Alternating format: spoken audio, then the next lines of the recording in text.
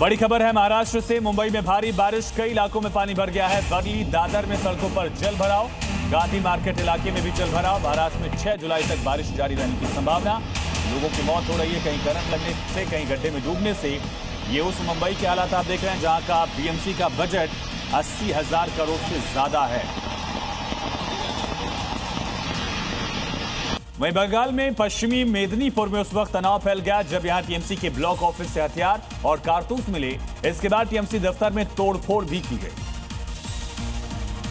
घटना पिंगला की है जहां टीएमसी के ब्लॉक पार्टी ऑफिस के पास तनाव फैल गया जब वहां से बीजेपी का जुलूस गुजर रहा था। बीजेपी का दावा है कि पार्टी ऑफिस में घुसने पर उन्हें हथियार और कई राउंड कारतूस मिले। इसके बाद बीजेपी कार्यकर्ताओं और समर्थकों के एक गुट ने वहां तोड़फोड़ की। घटना की खबर मिलते ही पुलिस मौके पर पहुंची और स्थिति को काबू में किया।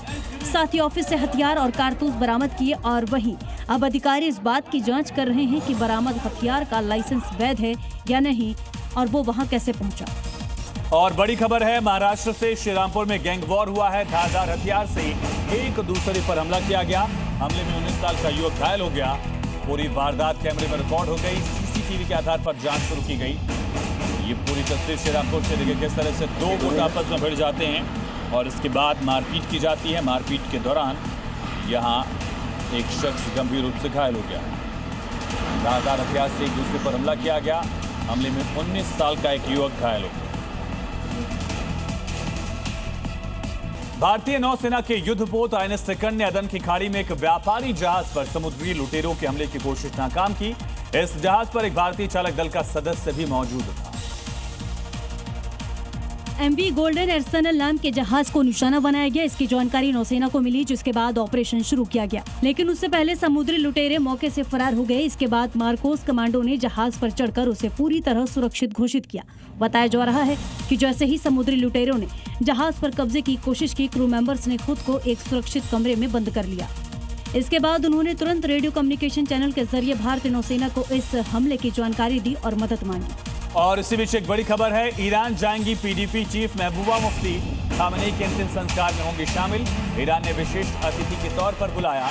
महबूबा मुफ्ती ने कहा कि मेरे लिए सम्मान की बात है। दरअसल अयातुल्लाह अली खामेनी की 28 फरवरी को अमेरिका के हमले में जान गई थी। उनका अंतिम संस्कार नहीं किया गया था। अब उनका अंतिम संस्कार किया जा रहा है राजकीय सम्मान के साथ। और ऐसे में बिहार के governor lieutenant general retired सैयदता Hasnain और साथ ही पवित्रा मार्गरेटा दोनों को भारत सरकार की तरफ से भेजा जा रहा है। कई नेताओं को ईरान ने भी एम्बेसी के स्तर पर बुलाया। जम्मू कश्मीर में पाकिस्तान के आतंकी कारनामों पर बड़ा खुलासा हुआ। पीओके के एक वरिष्ठ नेता ने खुद कहा कि पाकिस्तानी सेना ने ही उनके लोगों को हथियार थमाए थे, जिनको आज पाकिस्तानी आतंकी कह रहे हैं। देखिए क्या कहते हैं, दहशतगर्द है।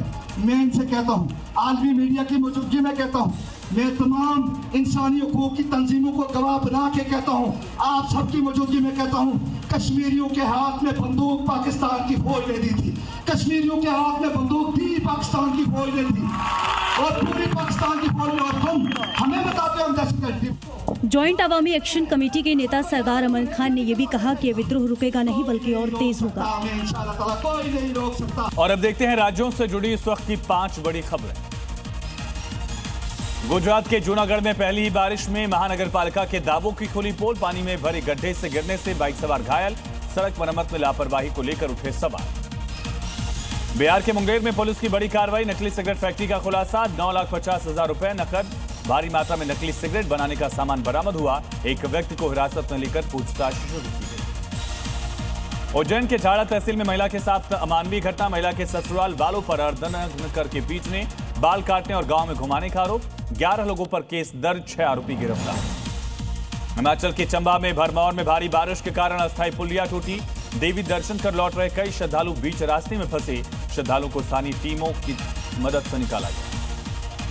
इधर पश्चिम बंगाल में टीएमसी के पूर्व कैबिनेट मंत्री उज्जवल बिस्वास को एक अलग मामले में फिर से 14 दिन की न्यायिक हिरासत में भेजा गया।